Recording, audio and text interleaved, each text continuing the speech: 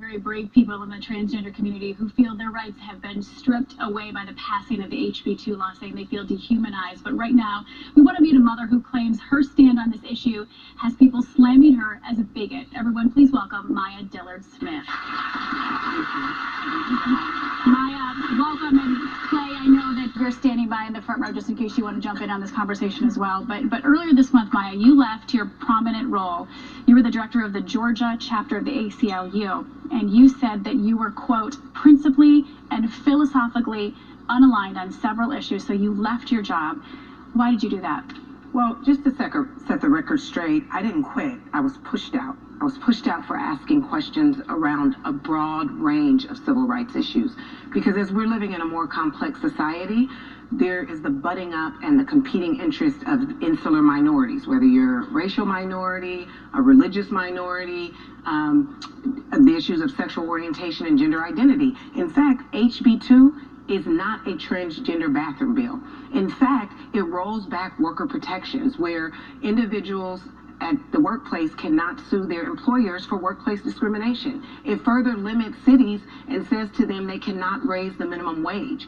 And so there are a lot of people's rights who are implicated in this bill. It's a red herring, not unlike what happened in Britain earlier this month, where they voted to remove themselves and the electorate didn't know what they were voting for. Mm-hmm. And so we've effectively allowed this show has spent an hour talking about bathrooms when in fact there are greater economic implications for wide-ranging people in this country. And so why aren't we having that conversation too? I'm not saying either or. No, absolutely. I'm not saying in this show, I'm saying in this debate. And I'm certainly not saying either or. I've always said and both. What I understand, there's an important need to provide safety for trans people. They have a high rate of violence enacted upon them, especially trans people of color and trans poor people, of which a lot of them are. And it's only when you're affluent, I heard earlier in one of the segments, something about this slippery slope, or if they look like they are the, well,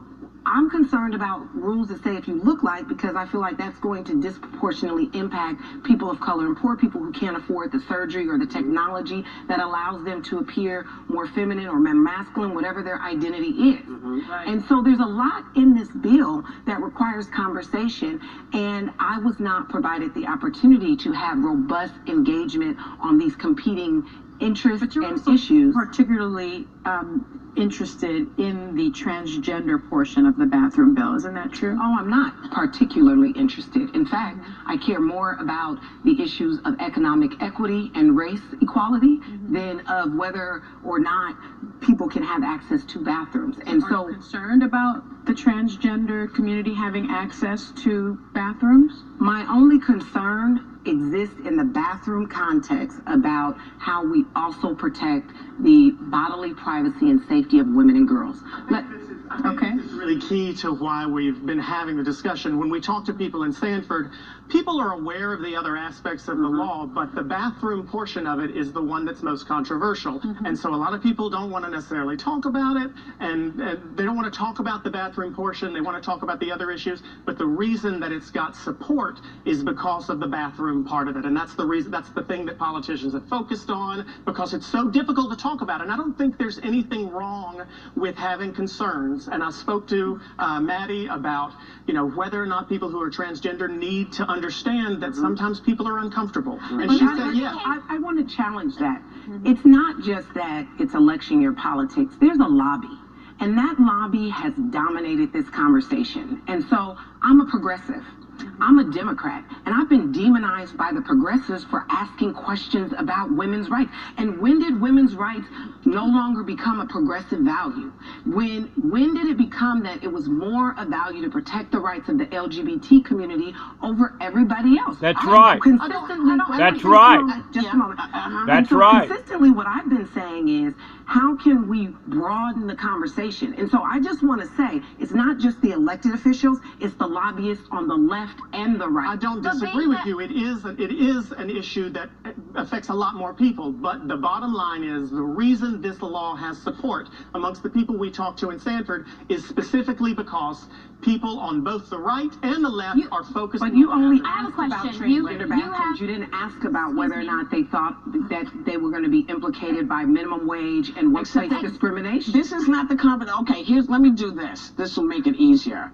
The reason we're talking about this today specifically is about the bathroom issue. Yes. We talk on this show every day about all these issues, but today we are focused, and I believe that's one of the reasons we have you, is because as we understood it, you had an issue and you feel that you've been pushed out of your job with the ACLU because Well, there was an incident for her. well, that's what I'm getting to. Right.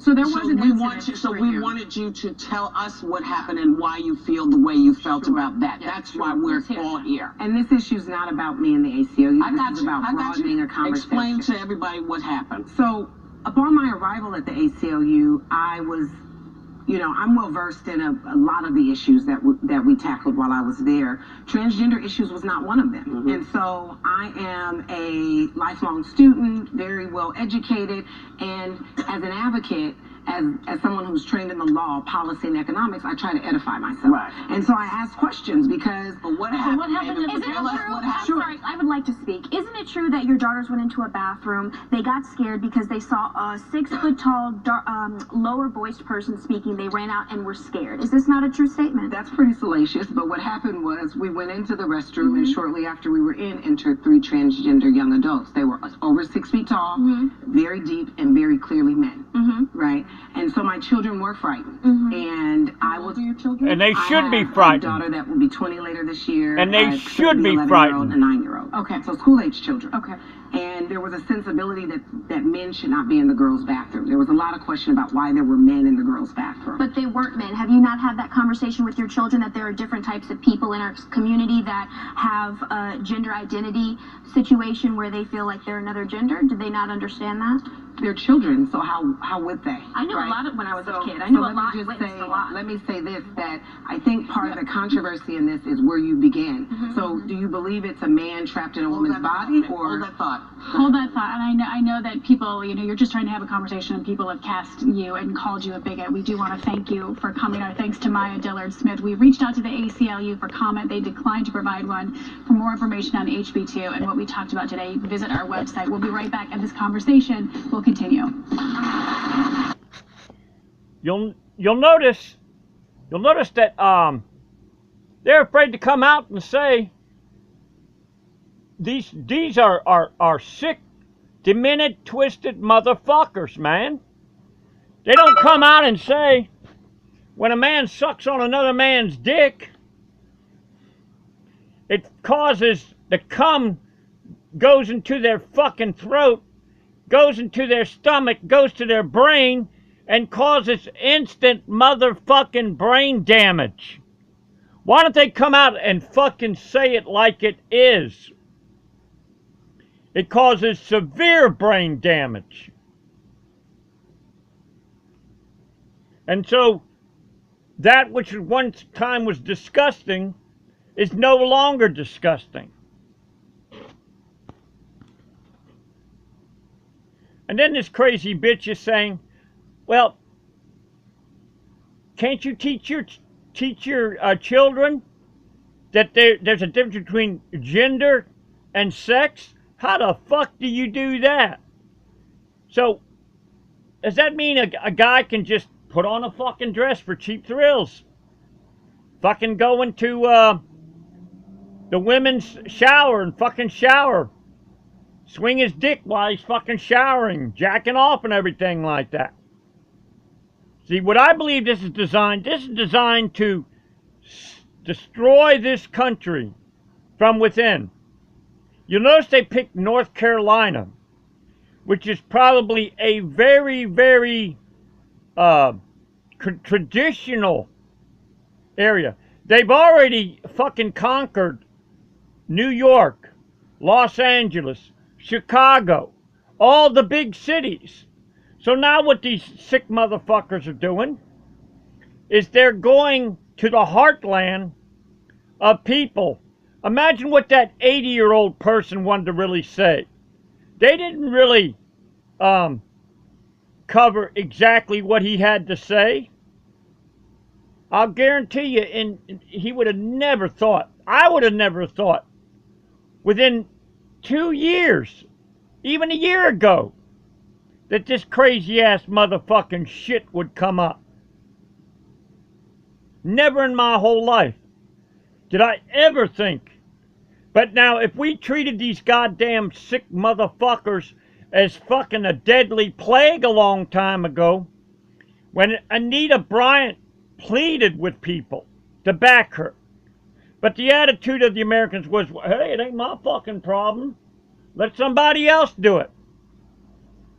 Just like, as far as I know, I'm the only one-man person did a battle against these fucking boom cars for many years in Panama City, Florida.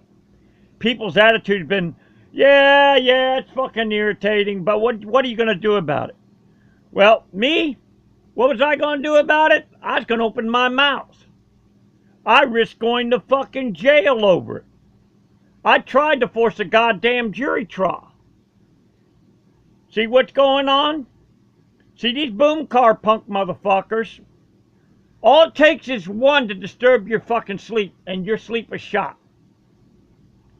So these are actually American enemies that are trying to gut the United States through the boom cars, through putting mass terrorism on millions of women.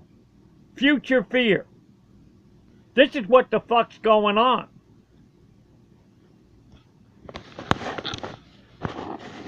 His clips have made over $10 billion